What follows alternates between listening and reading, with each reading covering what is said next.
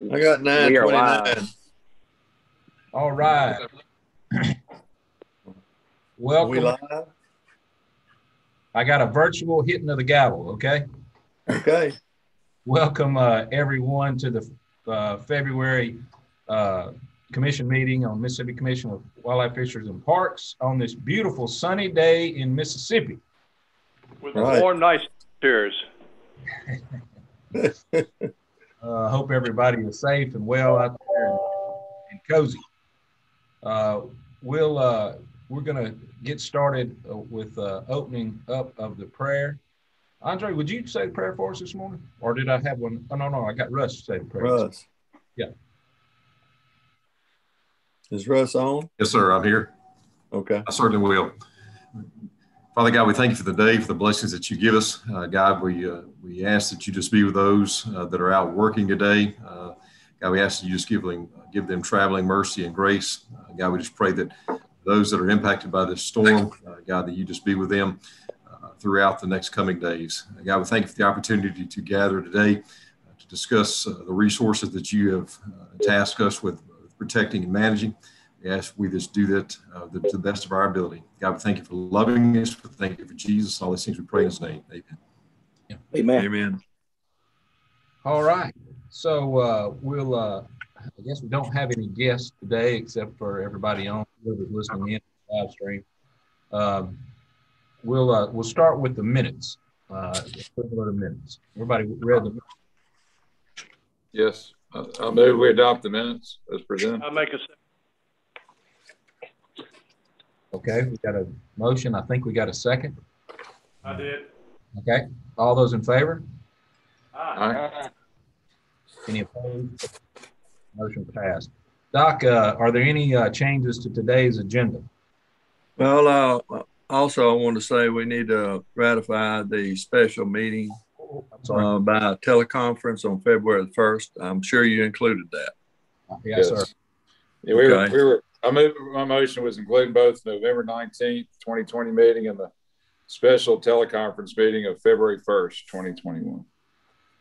Second. Okay, on my agenda, I'm not sure there's a change anywhere, but we're going to have under public comments, we're going to have a letter being read by our attorney, Drew Malone. Under law enforcement officer recognition, we will not be doing this, be doing that in March. And under other business, Larry Pugh will be updating you on legislative session, the bills. And that's it, Mr. Chairman. Okay. I'll move to accept the agenda. So move. Move. Second. All in favor? Yeah. All right. Motion. Let's move to public comment. All right, thank you, Mr. Chairman. We received a letter from Mike Gordon from Brandon, and he requested I read it to you. It says, "Dear Sharon," it was sent to Sharon at Dr. Polis's office. I was given your name and email by Dr. Sam Polis. I'd written him and Mr. Bill Coster a letter a few weeks ago about CWD in Yalobusha County. Can you please make sure that these comments below are given to the commission at their next meeting? And that's what we're doing now.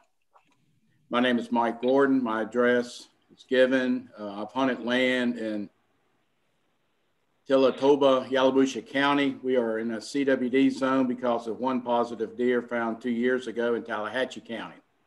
I communicated with Mr. Coster last year on several occasions about CWD and the supplemental feeding of deer. I expressed my desire to help control the disease and fully support the commission and the biologists in their approach. But I do not think that supplemental feeding can be I do think that supplemental feeding can be done in a controlled way so as not to hamper the control of CWD. I saw the June Commission report and was very happy that the CWD surveillance drones had been created. Then I was saddened when those new regulations were rescinded in July. I think it'll be a good compromise to allow feeding again, allow hunters like myself to have limited time due to other obligations, work, etc., to have a better opportunity to supplement the nutrition that our deer herd is getting, and to also help hunters like myself have a better chance at harvesting more deer. I work a lot and have very limited time to work on food plots. My land is pine plantation, and I was able to cut out 2 1-acre food plots about 7 years ago. I also started supplemental feeding at that time. Since I started that program and my neighbors were doing it too, we have seen a considerable increase in the antler development on our land. We have also seen a boom in deer fawning and an increase in herd size, but I've not been able to feed for the last 2 years. When I was able to feed, I saw many deer at the feeder in our plots. That allowed me to humanely harvest a greater number of deer and also allowed my children the opportunity to harvest more deer. I advocate that the law be revised to allow only spin cast feeders, no pouring of corn on the ground or gravity feeders. If the biologist concerned is about the deer spreading CWD through saliva, then the spin cast feeder disperses feed over a large area. And when the deer eat, it is similar in nature to them feeding and nibbling grass in a food plot. P.S. My mother also loves watching the deer at her feeder behind her trailer on our land. She calls them her girls. It's became a great way for her to spend time up there at our place when my father passed away 2.5 years ago, but that was cut short right after he passed. Now, without that supplemental feeding, she has not been able to watch the deer as she has done in the past. PSSS, if my memory serves me correct, I think that other states that have CWD still allow supplemental feeding. Hopefully some of these regulations/methods can be adopted. And that's the completion of the letter, and that's the completion of the public comments. Thank you. All right.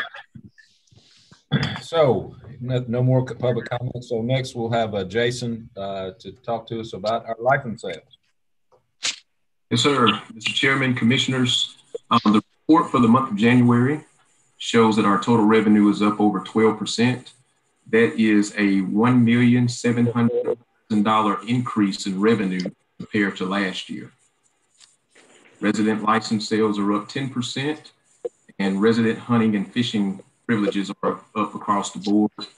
Sportsman's licenses are up 8%, all game 4%, small game, freshwater fishing 12%, WMA permits are up 20%, and resident duck stamps are up 22% compared to last year.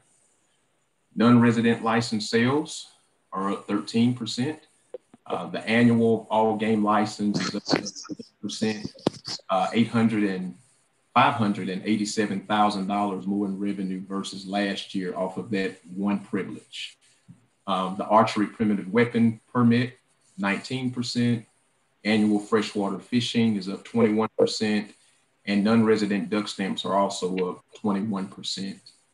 In our permit category, we're up 14%. And lifetime licenses are up 38% versus last year. If you look at the bottom of your summary report, WMA app downloads for this fiscal year, 13,316. That's 10,245 iOS users, 1,071 Android users. 45,701 set up for auto renewal this year versus 27,064 last year. And license packages, 11,508 sold this year versus 5,151 last year. Any questions?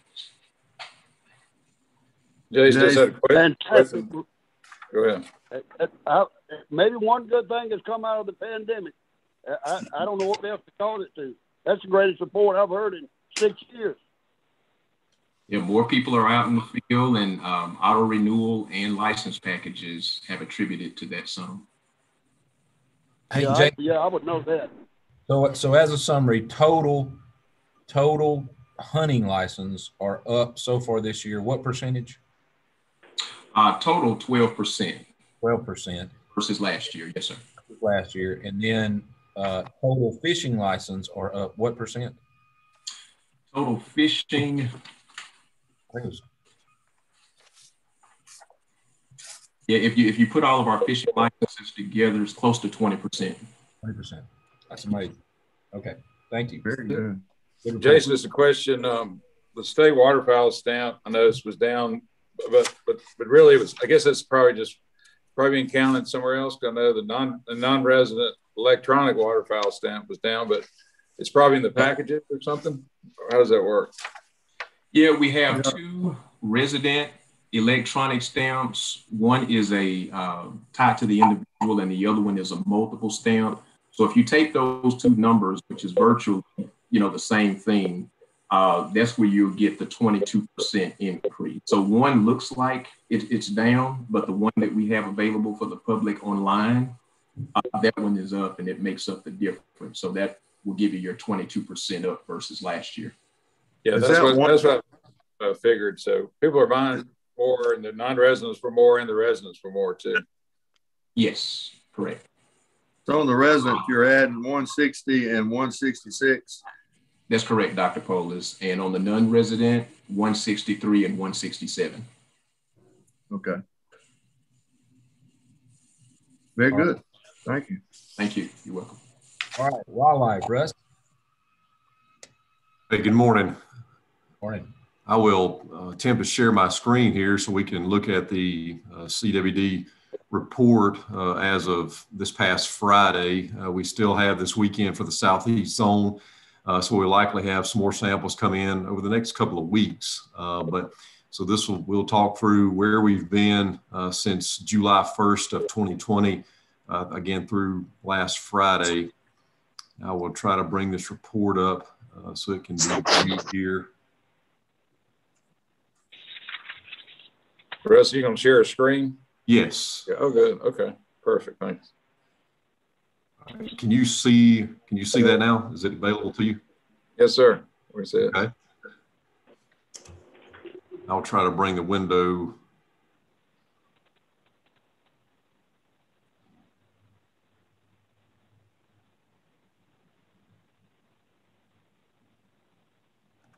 Okay. So you'll see there at the top of that report, we have 3 states. I just wanted to kind of give you a perspective of where we are with Mississippi, Tennessee, and Arkansas. So you can see that we are now at 82 positives for the state. We found 28 additional positives since July 1 of 2020. Most of those have come through this deer season. We did have one that we found, or 2 that were found back in the summer, but the rest of those have come through this deer season. So you can see that we're at 82. Tennessee is 1,280, and Arkansas is 1,060. So for our sample numbers, again, through last week, we had 6,288 samples. Most of those have come through hunter harvested samples. Some of those are diseased deer or roadkill samples, but the large majority of those have come through hunter harvested samples. 3,706 of those are mid bucks. 2,400 of those have been does. And the CMAP, the DMAP CWD tags that we have issued to, in a positive, there's a 3-mile circle around CWD positives. And so there were DMAP tags issued to landowners or leaseholders or hunters in that 3-mile circle if they so chose. They were given additional tags for harvest. And so we did have 152 of those that were used. They had to submit them for CWD sampling if they utilized the tags. And so we did have 152 of those that were submitted back to us. And 9 of those were CWD positive detections. So we view that as a success. People were using the tags and they did yield positives to let us, again, know where CWD is. Russ, how many total tags were issued of the DMAP tags? I believe it was a little over 300. Commissioner Taylor, I don't have the exact number. I think it was a little over 300. We got about half. We put 300 tags out there and we got about half back. Correct. Well, that's a pretty good, I mean, like you say, I'd say that's a success as far as managing those hot zones. Correct. And you look down a little bit on the table here, you can see we're to show you where we've been over the past several years. As far as detections go in the counties that CWD has been detected in. and the totals there, again, at 82 and 28 were found this year. Commissioner Taylor, back to your question, 467, excuse me, I was off some on that, 467 DMAP tags were issued.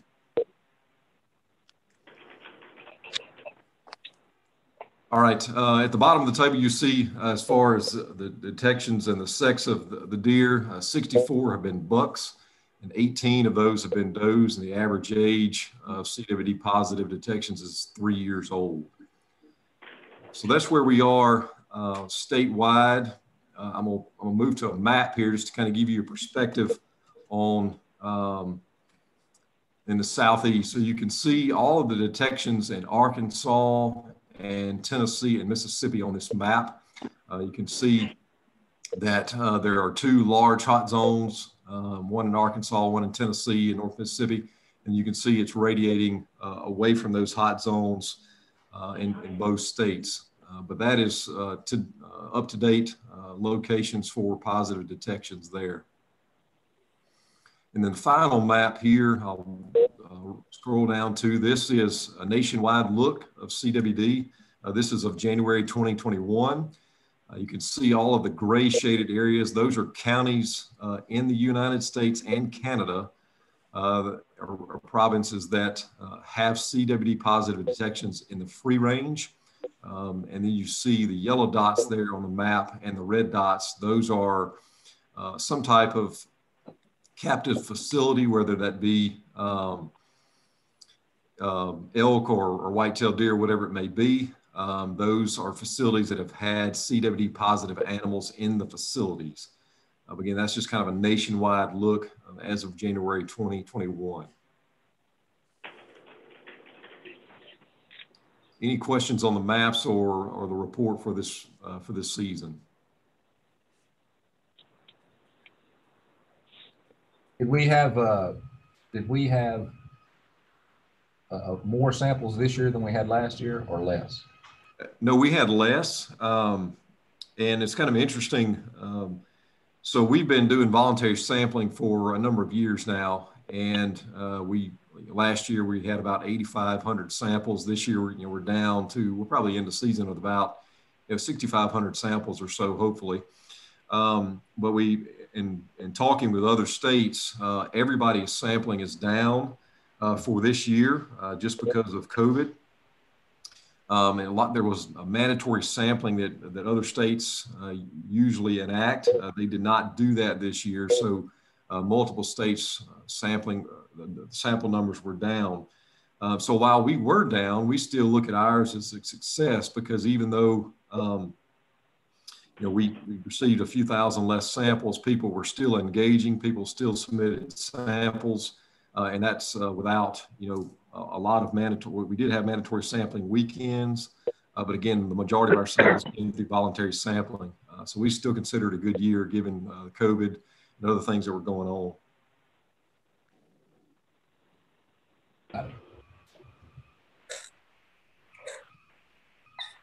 Okay.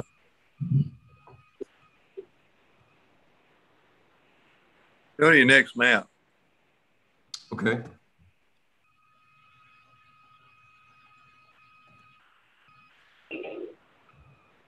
All right. Okay, so we have, staff has been working on an update to our CWD response plan that was adopted in 2017.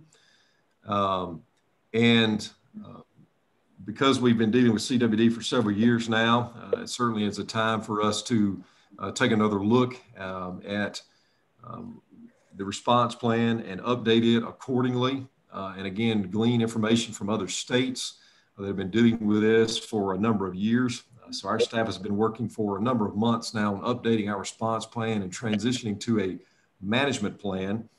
And we are getting closer to have that finished.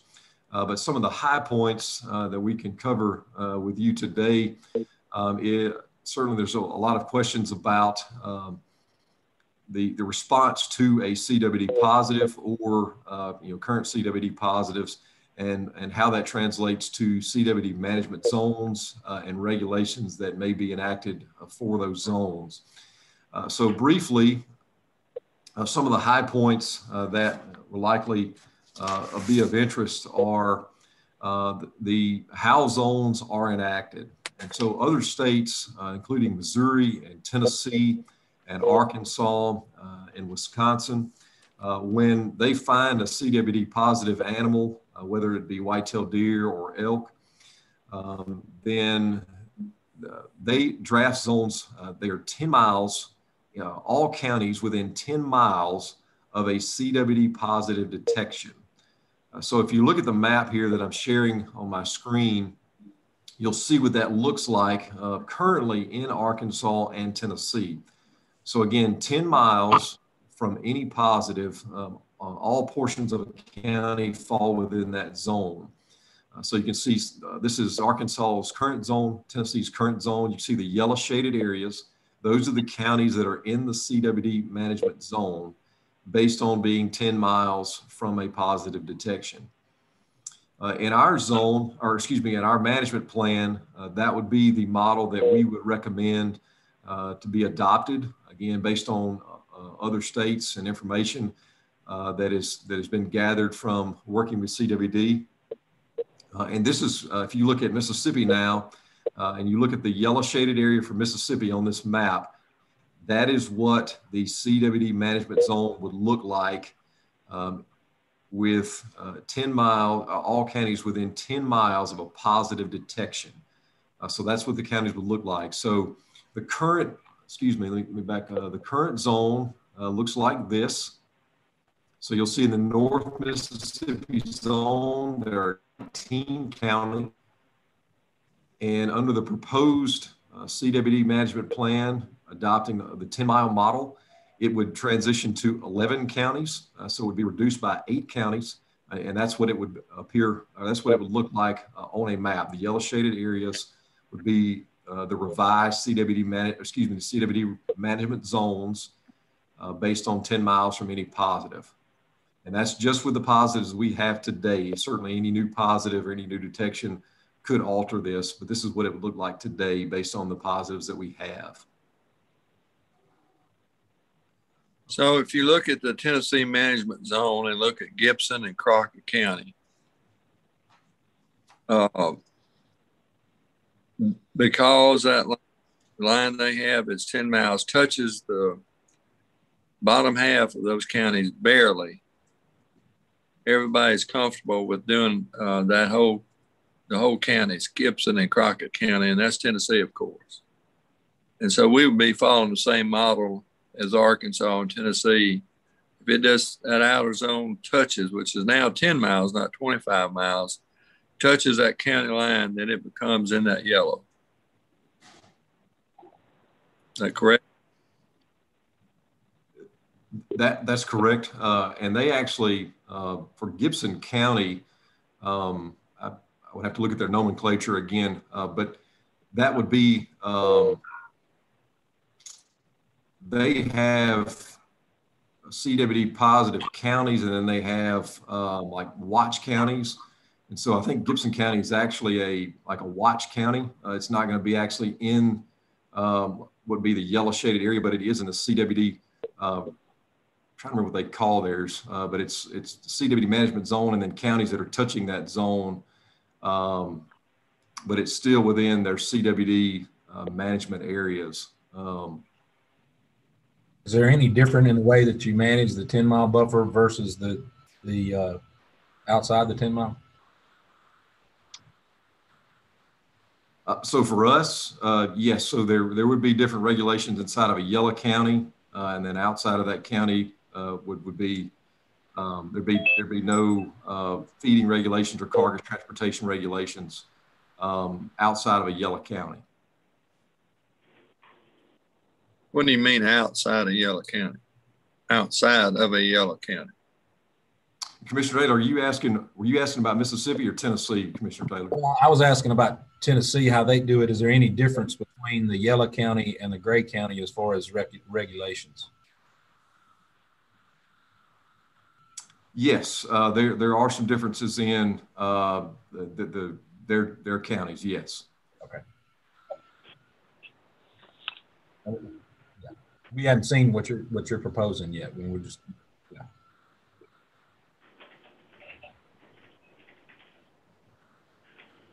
This rough draft, you're still working on it, right, Russ? That's correct. That's correct. And also another part of the draft plan would be, so we'll have CWD management zones like we've had currently, but we also would have what we call an established zone.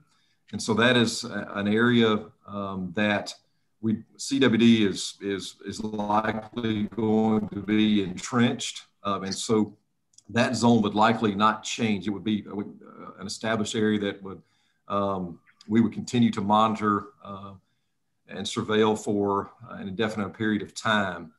For the CWD management zones, again, the areas that you would see in yellow, there would be a 5-year window on that zone.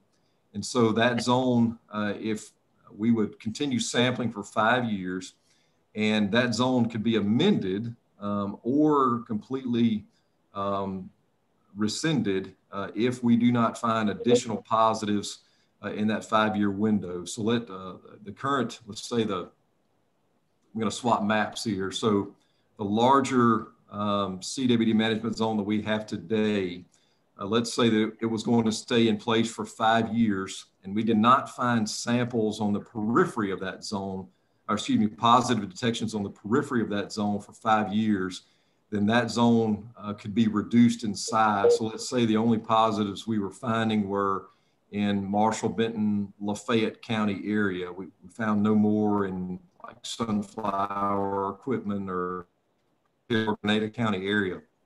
Then that zone may be reduced in size. But if, let's say that we found no additional positives anywhere in the zone in the 5 years, then that zone can be completely rescinded and done away with. So the 5-year window would give us an opportunity to gather sufficient samples to hopefully adequately determine or not if CWD was present. And then once we reach that 5-year window, that zone can be again amended as needed or done away with. And again, this is following other states' models that have been working with this for a number of years. Let me just clarify one thing of what you said so far. So are you proposing a difference in regulation between the orange and the yellow in Mississippi? We talked about what they do in Tennessee, but are you managing them differently? So the orange circles are just showing you where, again, that 10-mile, where that 10-mile ring goes. And so that's not going to be a difference in regulations in the orange, but that's just showing you that 10-mile radius around that positive. So the regulations and all of the yellow would be feeding regulations as well as carcass transportation regulations. There'd be no specific regulations in the 10 miles. Now there would be, again, we'll continue the 3-mile radius around positives that we're currently doing now. We will continue to do that, and we will continue to work closely with clubs and landowners in the 3-mile radius around those positives to offer additional harvest opportunities. But what you see there on the map in the orange and the yellow, there will be no difference in regulations. That's just simply showing you where that 10-mile radius is around that positive.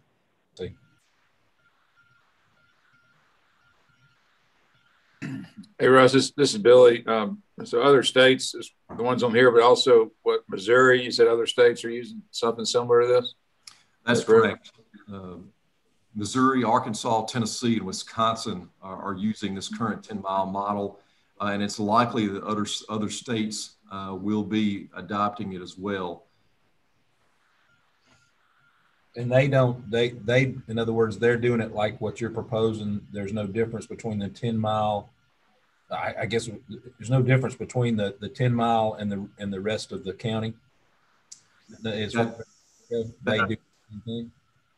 Correct. The circles are just simply showing you that 10-mile radius around that positive. Does any state do just the 10-mile period?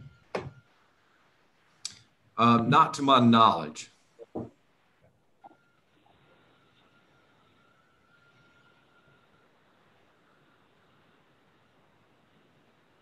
All right. So, okay, you got more? You got more to go, Russ? No, that's the most of it there. There's certainly a lot more that's involved with the plan, just kind of giving you background and the science behind a lot of this. But that's kind of the high points for how, response, the response to a positive. Okay. Thank you so much. Good education. All right, let's see. What else do you have, Russ? Does that complete your section? Yes, sir. That's all for me. All right, Andre, Parks. Yes, sir. Mr. Chairman, did you receive the fee recommendations that Parks wanted to propose today? Yes, sir. Yes. All right, I'm gonna go through them individually.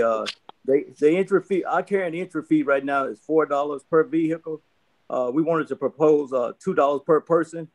We feel that this would help us be able to, capture our visitation better by doing it per person instead of vehicle. That way we can get a more accurate visitation at the end of the year.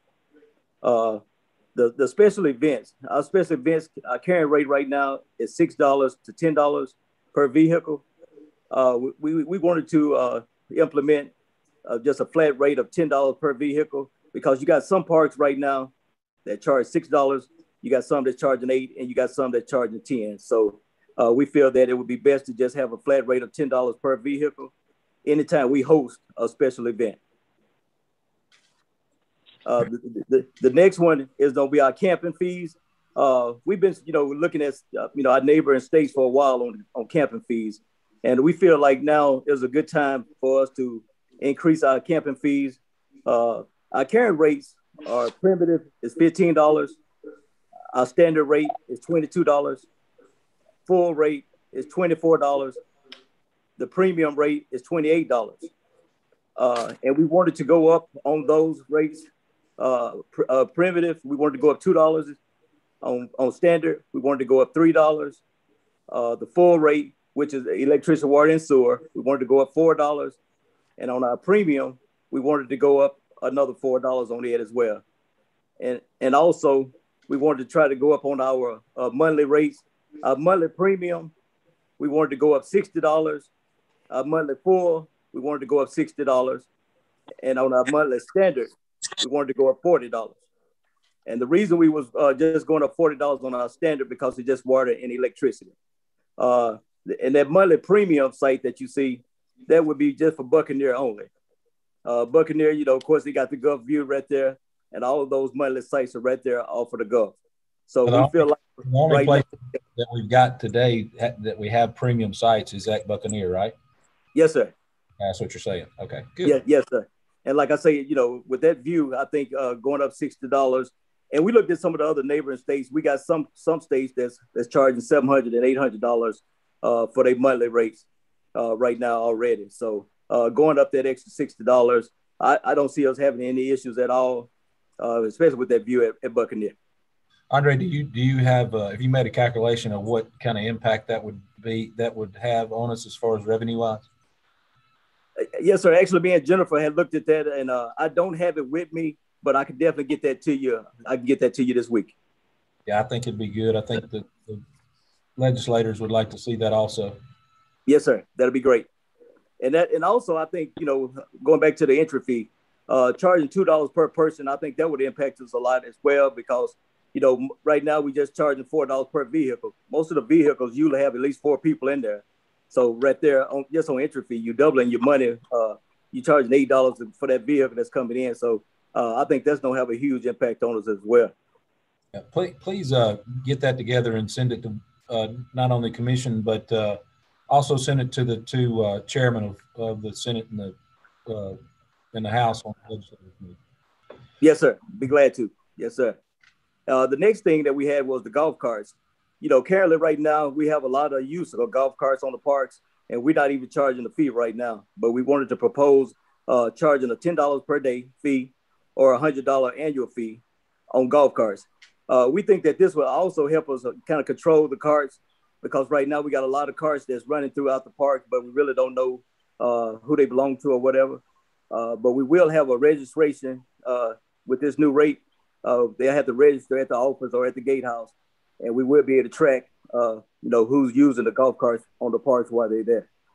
So that we think this will be an additional fee that we would greatly need. I think that's great. Yes, sir. So that golf cart, will that be a numbered permit? In other words, it'll be effective. Yes, sir. You'll be able to know. It will be a number. Yes, sir. I guess what I'm trying to say is you'll know what serial number golf cart has that particular permit. It won't be a permit passed. Yes, sir. It will, because it'll be on the registration form, and that would help us big time, because we run into a lot of times kids under 16 trying to operate them. So we'll know who they registered to, and so we'll know who's responsible for that. So that'll be big time for parks and park managers to be able to control the golf cart situation on the parks. Gotcha. Great. Yes, sir. And the last fee that we wanted to increase was the cover of Marina B is getting completely restructured. So we wanted to go up on the fee once we open it back up in June to $250 is the fee that we want to charge. The old rates are, they wasn't covered. And we looked at Pigwick State Park, which is close by, up there in IU, close by JP Coleman. They charge $8 per foot. If we implement this $250, we'll be charging right at $7 per foot. And, so we'll be in comparison with them. And, I think that would be a great increase as well, because we already got a waiting list on the marinas. So we definitely know that we can fill those Marina B up just as soon as we open back up. So it will be open this time? Yes, sir. We in June. Right now, the date, the tentative date to reopen is June 29th. Perfect. Now, did the old dock there? Did we make the repairs on it? That's what we're doing. Yes, sir. We're actually in the process of doing it right now. It's been completely demolished already. We went up there for a progress meeting, but they have already demolished it, and now they're getting ready to start implementing the new dock. Beautiful. Wonderful. Andre, question. Yes, sir. The old fees, there was there's an age thing. So the per person thing, is there, you charge for everyone, even infants, or it used to be over 6 or something? So how are we going to do that? Well, the proposal that we wanted to implement was 5 years and older. Yes, sir. 5 years old and older. 5 years. Okay. Yes, sir. Okay. But it just be an honor system for that for folks. Yes, sir. Well, like I say, doing starting in March, we'll start having people more at the gatehouses, and that'll run all the way through Labor Day. So hopefully we'll be able to capture them right there at the gatehouse. Okay, perfect. Thank you. Yes, sir. All right. Do we need to call for a motion to approve that? Yes. Okay. So I'm calling for a motion to approve these new fee structure. I move staff recommendation. Second. All right. All in favor, say aye. Aye. Aye. Aye. No opposed. All right. Motion carries. That's great, Andre. All right. Thank you, Mr. Chairman. Good job, Andre. Thank you, sir. I think the next thing on my agenda is doing some updates on parks. Right. I wanted to kind of tell you guys, March the 1st, we will open our motel units back up. This is huge for us as well. We're excited about being able to open our motels back at 50% capacity. So JP Coleman, Roosevelt, and Percy Quinn will open their motel lodges back up at 50% capacity. So that will be more revenue generated for parks as well. And like I said, we're excited to get them back open because they've been closed since April. So we're excited about that. The new kiosk at Lake Lincoln we installed it on February the 4th. So now the kiosk, we got the kiosk at 2 different parks. So Lake Lincoln and LaFleur has a kiosk that you can go up to and make reservations right there on site. So we definitely excited about that. So we're moving forward with those 2 installs, and hopefully in the future we can install some more at other parks. All right. That's great. Yes, sir. That's good. Did we also get anywhere to be able to go online and go ahead and get your park pass before you go? Have we worked on anything on that regard? Like the yes, app? Sir.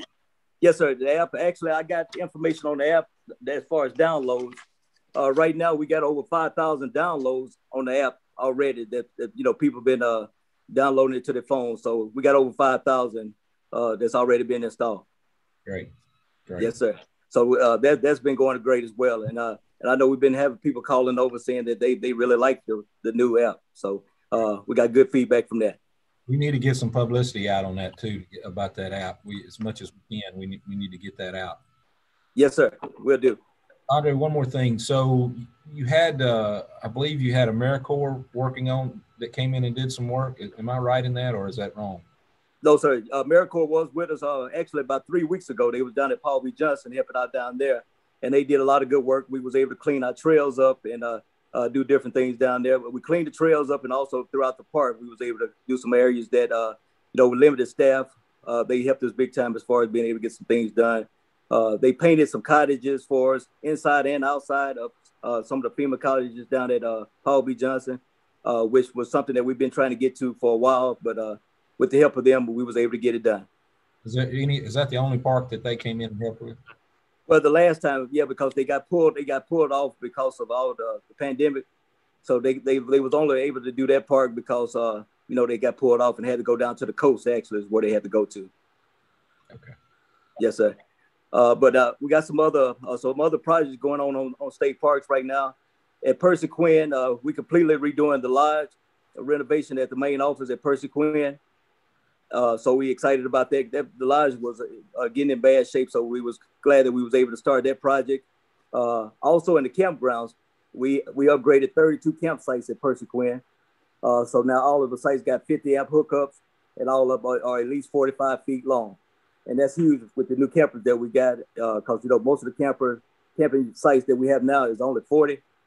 So we were able to upgrade those 32 to 45 feet. So that brings us up as far as number of campsites that are totally, at least from electricity standpoint, to 50 amp. How many of that is around the state? We still got a few more. Some of the smaller parks still need some 50 amp hookups. But all of our big parks right now do have the 50 amp service, the 50, 30, and the 20. So we just slowly trying to get all of them implemented to, get them all up to 50 amp hookup. That's our best revenue source. So, I mean, as fast as we can get those done, and if we got anybody out there listening, that we need to be able to fund that to get them all done and add more. Yes, sir. We definitely do. And also, one of the last things I got, guys, is we trying to implement, going through and renovating our bathhouses. Our bathhouse has been some of the big issues that we've been wanting to address for a while. So I'm glad that we're able to start that. We at Walt Doxey State Park right now, renovating it. And then hopefully once we get through there, we don't move to Hugh White and then also Lake Lounge. So those are the 3 parks that we're trying to get bathhouses done at this time. And then we don't just continue to go throughout the state. Got it. Andre. Yes, sir. On the reservation system we're going through now for parks, the RFPs, the presentations, they should be through for the March meeting where we have an update on that, correct? Yes, sir. It should be. Yes, sir. And we've had 2 presentations, or how many have we had so far? It was 3. Okay. Yes, sir. And, of course, Jason and Michael McCray is the one that's been spearheading that. Right. Okay. Yeah. Thank you. Sir. Yes, sir. All right. Good job. That's great. So next, we'll go to law enforcement. Yes, sir. Can y'all hear me? Yes, sir. Okay. If you look under tab 7, we had to change it up a little bit this month due to the 2 months that we did not meet. So we broke it down into 3 different months: November, December, and January. We continue to have the same 5 Our top 5 on our citations, that's no license, hunting from public road, no hunter's orange, trespassing, and supplemental feeding. You'll look, the no license continues to be number 1. For the 3 months, we had a total of 345 citations for hunting from public road. Those were based on details that we worked in problem areas.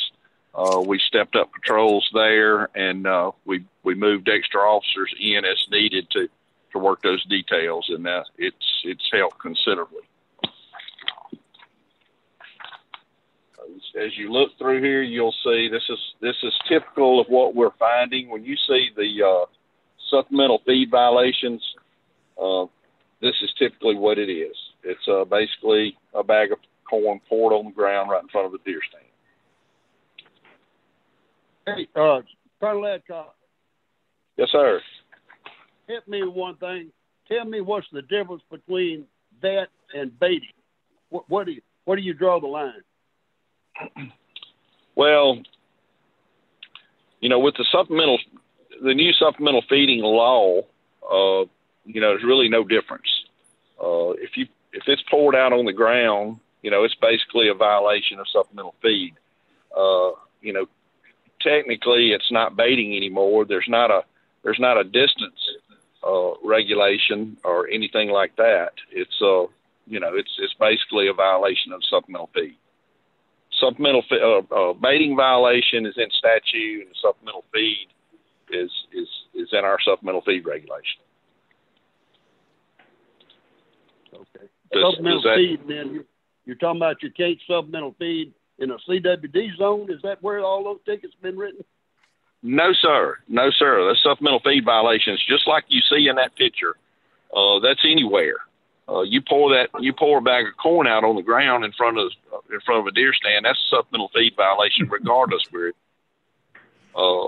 Certainly there were some supplemental feed violations in the CWD zones, but the majority of what we're seeing is what you see in that picture, and that's illegal anywhere.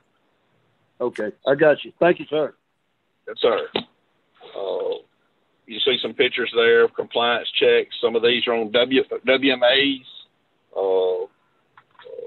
For instance, Mahana, some of these areas, we do compliance checks there to check for license, bag limits, things like that. Headlighting, we've been very busy on headlighting this year. November, we had 32 cases, December 81, and January 41. So there's quite a few individuals that'll be coming before you eventually to try to get their. Yeah, they'll all have the same story. Correct. Answering calls on injured wildlife calls, things like that. We have officers have been very busy this year. Our shooting range counts, again, this is a 3-month period, November through January. Turcotte, 1688. That's good considering the time of the year, the wet weather we've had, the cold weather. Those numbers have been up. McIver, 953. And McHenry, 1432. There's been some tournaments involved in some of those, shooting sports tournament, things like that. But I believe those numbers are pretty good considering all. We're practicing some. We have some COVID guidelines that we're practicing there. We're able to make that work, make it a very safe, situation for all those involved, and we got people coming out shooting. That's all I have, unless y'all have any questions. Chief, this is Billy. I know you had your officers on the Mississippi River still doing search for those youth that were missing, and any update on that, or any other places your officers have been doing anything extraordinary like that? Well, we're still we have responded to several hunting accidents, worked those. I don't have that hunting accident report in front of me at this time. We've had a few other instances where we've had drownings, but yes, sir, we're continuing to search over there as well as we're making runs up from Natchez, Port Gibson, and also there at Latorno at Vicksburg. And you know, it's just going to take time. All right. Thank you, Colonel. Like you said, Sir. Your business. Yes, it'll be Larry. You still on? Larry Pugh. Yes, sir. You want to give us a legislative update? We'd be glad to, Doc. Thank you, Mr. Chairman. I'm going to touch on some bills that are still alive, both on the House and the Senate side that we're paying attention to. I'll start with the House side, where there's 4 bills remaining that came out of the wildlife committees that are now on the Senate side. And I'll be happy to take any questions about these at any point. If you want to reach out to me afterwards, we can discuss specifics. House Bill 148 from Representative Curry allows some monies from Mississippi Development Authority to be used for advertising at state parks. The committee sub put a minimum % on that, so that would be good. We're anxious to see where that goes. The next bill is House Bill 382. That is still alive. That is Representative Bounds' bill with CWD testing within enclosures.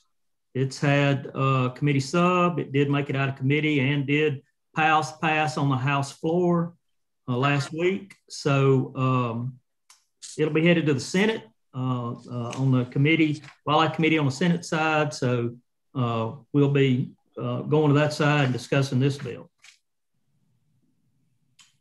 House Bill 1154 by Representative Brown creates a special fund for Mississippi Outdoors and Natural Resources Fund.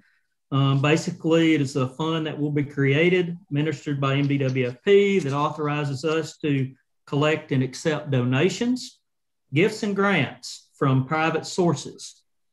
So it did get received in the Senate last week. So we'll be keeping an eye on this one also. The last bill on the House side, I'm sure all of you are familiar with, is House Bill 1231. This is the Representative Lamar and Bounds bill we're watching close. That's our conservation funding bill. It's had a couple of changes, committee subs, and an amendment on the House floor, but it did pass last week and is headed to the Senate. So we'll see where that one goes. So that's the 4 House bills, Mr. Chairman and Commissioners. Y'all have any questions on the House side? Larry, what was the number of the first one? Representative Curry's bill? Yeah. House 148. That's the MDA advertising for state parks. Okay, thank you. Questions on any other House bills? Okay. There's several on the Senate side that came out of the Senate. 2035 deals with pneumatic guns, pre-pneumatic guns, excuse me, that will be allowed to be used on private land after November 30th. We did get a committee sub that excluded turkeys, game birds, and migratory waterfowl. So this did pass the Senate and will be headed to the House. Senate Bill 2075 by Senator Parker changes the name of Natchez State Park to Bob M. Deering Natchez State Park. It also came out of the Senate. 2486 is the State Parks Bill by Senator Whaley. Has several recommendations in it, but it received a committee substitute that changed it to a study committee, wherein they will study state parks for the next year and come up with some recommendations from state parks. So that did get passed out of the Senate and has been received on the House. That's Senate Bill 2486. 2 more. Senate Bill 2787 by Senator Sojourner is to allow water skiing without an observer in the boat if the boat is equipped with certain mirrors. There's been several, one committee sub and then a floor amendment on the Senate side where it passed. So it's now headed to the House. So we'll keep an eye on that bill also. Comment on the surfboard part of that. Well, they basically added something in the wee hours that would exclude wakeboarding from having anything to do. It excludes wake surfing from the time prohibition, or as long as that boat is being towed at a distance no greater than 12 feet and has its running lights on. In the dark. Yeah, and is running at a speed less than 10 miles an hour. Yes, sir. In the dark. Larry, do you have any comments on wake surfing? I think I would defer to the Colonel. It's not something I think we have some safety issues there, wakeboarding at night myself. Yes, sir. Definitely. There's issues with that. The change that they made to 30 minutes after or 1 hour after sunset to 1 hour before sunrise is definitely a safety issue. To allow any kind of water skiing of any kind at dark or before daylight is a very, very a bad thing, very bad safety issue. Do people do that? Can they legally ski at night now? No, sir. They can't legally, and we have on numerous occasions had to go out and look for people that have fallen while skiing, and they can't locate them. You fall, another boat traveling will run over you. Early in the morning like that, at daylight, you've got bass fishermen or different fishermen, headed to fish. It's just an opportunity for somebody to get run over. They can hit a log or something skiing or whatever too. Well, that's correct. And the sole purpose for having an observer or even a mirror in the boat, so you can keep an eye on that person back there and know when they fall. How are you going to do that if it's dark?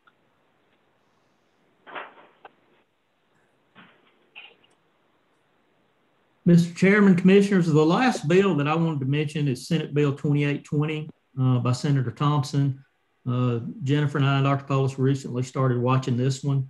It's an act to create the Mississippi Tourism Reorganization Act.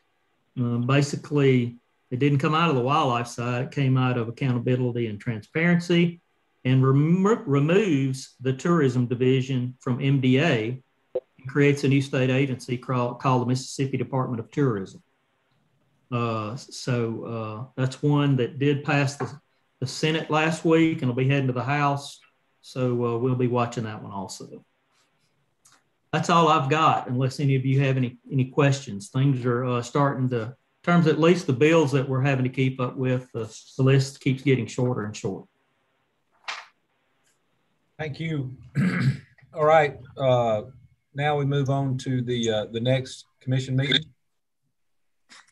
This will be held Thursday, March the 18th at the office, hopefully, 9:30 a.m. Anybody got any comments on that? What was the date again? Cut out. March the 18th. I'm sorry. Okay. We would like to suggest that possibly we come in the night before and move the meeting to 8:30, maybe have an educational session also. Okay.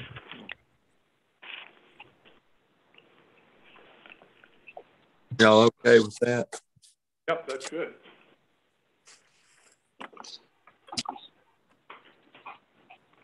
All right. Is there a need for executive session?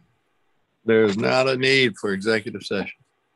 All right. So can anybody make a motion for adjournment? Yes. I move that we adjourn, Mr. Chairman. Do I have a second? Second. All right. All in favor. Thank y'all. Have a good day. Good meeting. Good report. Everybody be safe. Safe. Be Stay safe. warm. Yeah.